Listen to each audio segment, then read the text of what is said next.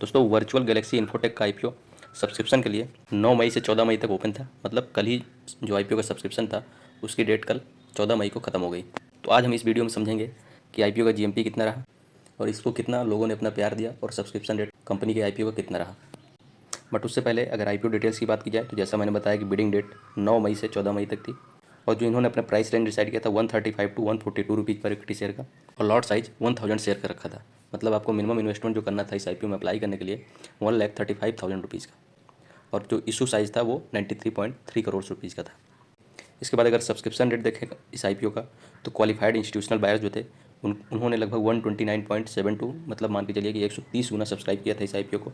एनआईआईज मतलब non institutional investors उन्होंने लगभग 590.52 टाइम्स मतलब 590 गुना इस आईपीओ को एनआईआई ने सब्सक्राइब किया था। 128 गुना इस आईपीओ को रिटेल इन्वेस्टर्स की तरफ से सब्सक्राइब किया गया था। तो ओवरऑल जो सब्सक्रिप्शन रेट बन रहा था इस आईपीओ का 212.39 टाइम्स बेहतरीन सब्सक्रिप्शन रेट है इस आईपीओ का। इससे पहले जो आईपीओ लिस्ट हुआ है श्रीजी डीएलएम उसका भी subscription rate more than 300 times था और उसकी जो लिस्टिंग हुई है वो लगभग 90% प्रीमियम पे हुई है।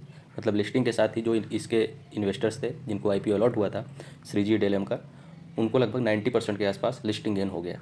तो वैसा ही सब्सक्रिप्शन रेट कुछ इस आईपीओ का भी देखने को मिल रहा है वर्चुअल गैलेक्सी इन्फोटेक का। अब अगर कंपनी के जीएमपी की बात की जाए तो जैसा कि मैंने बताया जो ये आईपीओ था सब्सक्रिप्शन के लिए 9 मई को ओपन हुआ था और 14 मई को क्लोज हुआ।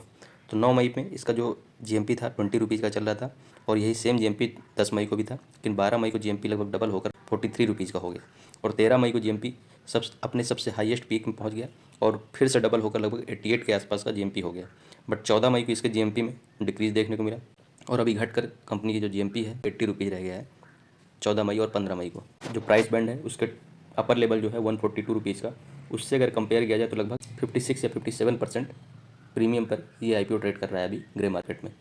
तो ये थे सब्सक्रिप्शन और जीएमपी की डिटेल्स। सब्सक्रिप्शन लगभग इस आईपीओ का 212 टाइम्स का है और जीएमपी लगभग 80 रुपीज़ का है जो कि लगभग 56% या 57% प्रीमियम पे हुआ। इसके बाद अगर कंपनी की डिटेल्स की बात की जाए, कंपनी 1997 में इस्टेब्लिश हुई थी और कंपनी के जो मेन फोकस है आईटी सर्विसेज और कंसल्टेंसी प्रोवाइड करना और भी सर्विसेज इनकी जैसे big data handling, internet of things, software का डेवलपमेंट किसी इंडस्ट्री जैसे क्लाउड कंप्यूटिंग से भी रिलेटेड है कंपनी। और मेन जो इनका स्पेशलाइजेशन का काम है वो बैंकिंग सॉफ्टवेयर का है, ईआरपी इम्प्लीमेंटेशन का है और कस्टमाइज सॉफ्टवेयर डेवलपमेंट का है। मतलब 3 इनके कोर जो वर्क हैं बैंकिंग सॉफ्टवेयर, ईआरपी इम्प्लीमेंटेशन और कस्टमाइज सॉफ्टवेयर डेवलपमेंट की जो की आईटी प्रोडक्ट्स हैं जैसे कि ई बैंकर हुआ एक core banking solution providing software है।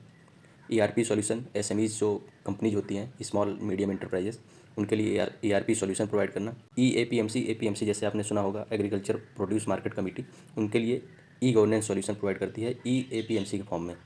तो ये इनके कुछ कोर प्रोडक्ट्स हैं जो अभी रन कर रहे हैं और इनका जो मेन फोकस है कि बैंकिंग इंडस्ट्री में, माइक्रो फाइनेंशियल इंडस्ट्री में और एग्रीकल्चर सेक्टर में।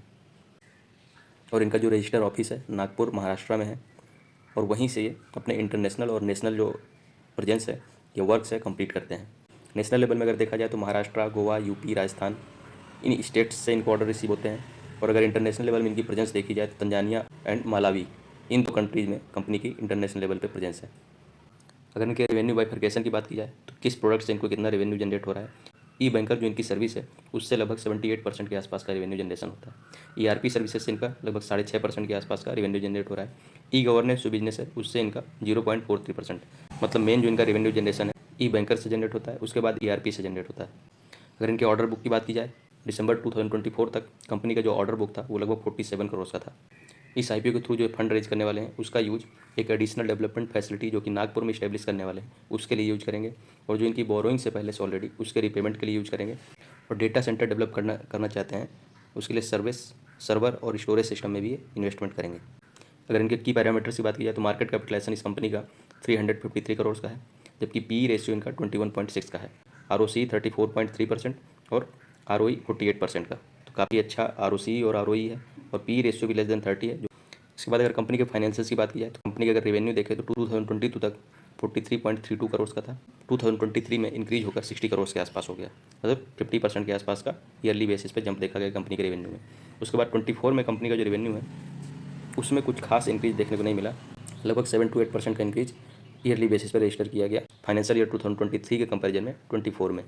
वहीं अगर कंपनी का प्रॉफिट की बात की जाए तो 2022 में कंपनी का जो प्रॉफिट था मात्र 40 लाख का था। उसके बाद कंपनी का प्रॉफिट लगभग डबल होकर 2023 में 0.72 करोड़ का मतलब 72 लैक्स का हो गया। उसके बाद कंपनी का जो मेन प्रॉफिट जनरेट हुआ है, ये एक्सपोनेंशियल ग्रोथ आप समझें तो फाइनेंशियल ईयर 2024 में कंपनी ने 16.5 करोड़ का प्रॉफिट रजिस्टर किया। ये लगभग 25 to 26 टाइम का इंक्रीज था कंपनी के प्रॉफिट में ईयरली बेसिस पे।